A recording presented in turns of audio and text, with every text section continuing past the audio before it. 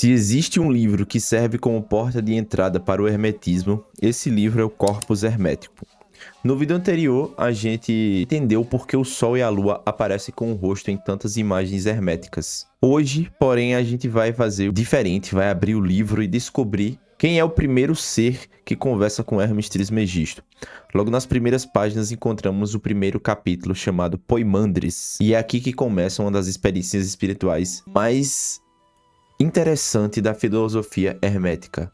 Hermes escreve que, enquanto refletia profundamente sobre a natureza dos seres, seus sentidos físicos pareciam desaparecer. Era como se seu corpo estivesse adormecido, mas sua consciência permanecesse completamente desperta. Isso é literalmente o começo do livro, e o que me chama muito a atenção logo nesse começo do livro é que ele literalmente estava narrando uma experiência fora do corpo, ou seja, no corpus hermético. Nas primeiras linhas, já começa falando sobre uma projeção astral. Então a gente percebe que Hermes Trismegisto estava fora do corpo durante essa experiência. Ele fala, era como se o corpo tivesse adormecido, mas sua consciência permanecesse completamente desperta. Isso aqui é um relato claro de projeção astral. Nesse estado de contemplação, surge diante dele uma presença gigantesca, um ser impossível de medir. Esse ser chama Hermes pelo nome e pergunta: "O que desejas ver? O que desejas conhecer?" E Hermes responde com uma pergunta simples: "Quem és tu?" A resposta muda completamente o rumo do livro, pois ele responde: "Eu sou Poimandres, o Nous, a sabedoria absoluta." Ou seja, Hermes Trismegisto estava tendo um contato direto com Deus. Mas quem é Poimandres?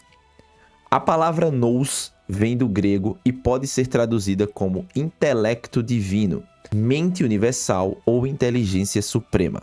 Poimandres não se apresenta como um deus mitológico, nem como um anjo. Ele representa a própria inteligência do divino, aquela através da qual toda a realidade pode ser compreendida. Logo em seguida, ele diz algo muito profundo: "Eu sei o que desejas e estou contigo em todo lugar." Isso quem fala é Poimandres. Essa frase sugere para a gente que essa inteligência divina nunca esteve distante do ser humano, ela sempre esteve presente, mas só pode ser percebida quando a mente se torna capaz de enxergá-la. Hermes então revela o desejo que move toda a obra e diz: "Quero ser instruído sobre os seres, compreender sua natureza. Eu quero conhecer Deus. Oh, como eu desejo entender." Essa talvez seja a pergunta que acompanha a humanidade desde sempre. Quem somos? De onde viemos? Como tudo começou? Então, Poimandres vai responder: "Mantenha o teu intelecto tudo o que desejas aprender e eu te instruirei." E é nesse momento que Hermes deixa de ser apenas um observador e passa a ser um discípulo. Então acontece algo extraordinário. Hermes conta que toda a realidade mudou diante de seus olhos. Ele escreve que tudo se abriu diante dele e que passou a enxergar uma visão sem limites. Aqui, me parece que o Hermes ele entrou em um portal extrafísico, aparentemente. A primeira coisa que aparece não é matéria, não são estrelas, não são planetas, é apenas luz. Pura luz, uma serena luz, bela e alegre. Hermes chega a dizer que se apaixonou por ela. No hermetismo, essa luz representa muito mais do que um fenômeno físico, até porque ele estava em projeção astral. Ela simboliza a consciência divina, a inteligência primordial da qual toda a criação nasce. Mas essa paz dura pouco. Logo depois surge uma obscuridade profunda. Hermes descreve como algo assustador, movendo-se em espirais como uma serpente. Esse detalhe ele é muito importante. Hoje muitas pessoas associam automaticamente a serpente ao mal. Mas nas tradições antigas ela também simbolizava transformação, movimento, energia primordial e o poder criador. Aqui a serpente representa um estado de caos, uma realidade ainda sem forma definida.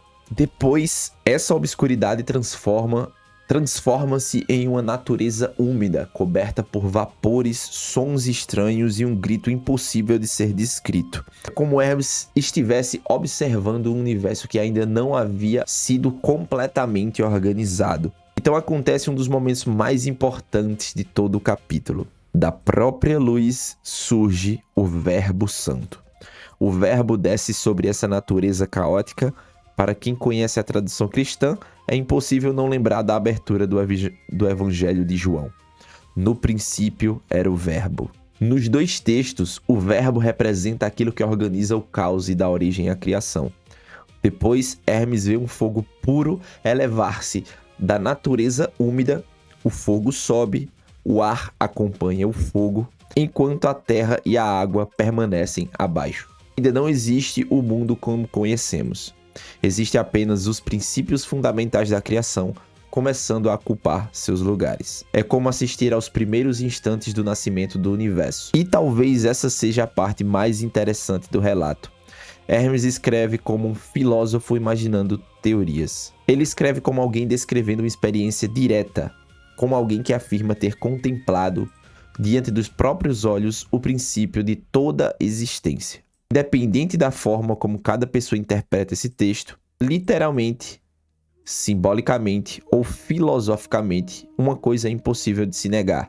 O corpus hermético começa com uma maneira surpreendente e ela não apresenta regra nenhuma religiosa, não impõe nenhum tipo de dogma, ela convida o leitor a fazer exatamente o que Hermes fez, buscar compreender a realidade, conhecer a si mesmo e aproximar-se da inteligência que sustenta toda a nossa existência. Isso é o começo do livro, literalmente. Nos próximos trechos, com certeza o Poimandres vai explicar sobre os detalhes de como o universo, o homem e a própria consciência surgiram. E eu acho isso muito interessante. Eu não li esse livro por inteiro, eu tinha lido até uma certa parte e eu voltei a ler e vou tentar fazer isso junto com vocês. Eu tenho alguns vídeos aqui que eu já fiz sobre hermetismo, que eles estão incompletos. Eu só vou fazer esses vídeos quando eu ler completamente esse livro. Os vídeos que eu tô me referindo são os vídeos da música do Jorge Ben. Inclusive, no final do livro, né? No final não, no último... Antes mesmo de você começar a ler o livro, você pode olhar atrás dele e vai estar escrito lá a letra completa da música de Jorge Ben, chamada Hermes Trismegisto. Ele tirou literalmente tudo desse livro aqui. Então, quando eu terminar de ler o livro completamente, e eu espero muito que eu consiga continuar gravando para vocês aqui, aí a gente faz um comparativo, eu coloco o texto do livro de um lado e a música do outro, e a gente faz um comparativo para ver quais palavras que o Jorge Ben mudou, esse tipo de coisa.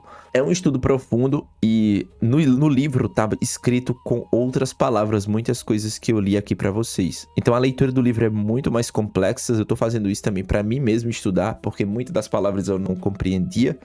E quando eu tento passar para alguém uma informação, eu acabo aprendendo também junto, né? Quando a gente tenta ensinar algo, a gente também aprende mais ainda. Eu vou ficando por aqui, veja o vídeo que eu fiz sobre por que o Sol e a Lua hermético têm rosto, que foi de onde partiu toda essa ideia. Se inscreva no canal se você curtiu esse vídeo aqui, para muito mais conteúdos como esse. Até a próxima!